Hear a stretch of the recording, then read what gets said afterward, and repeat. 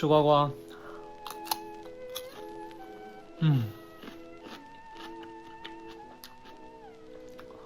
刚从济南回来，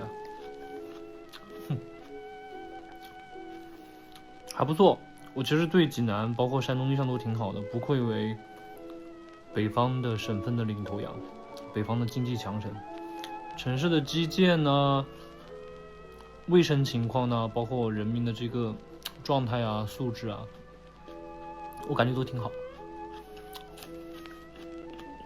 很漂亮。唯一的就是吃的，当然不是说他们那儿不好吃，是我自己的那个口味比较局限，吃的不太习惯。他们炒花菜会放醋，然后明天准备去烫个头发，你能看到我的头发已经变直了。去看了趵突泉、大明湖。大明湖真的好漂亮，就是它那个，我到时候剪一个 vlog， 大家可以看一下。那个湖景配合那个，我去的那时候时间正好，夕阳西下，配合那个城市的那个景观，哇，特别好。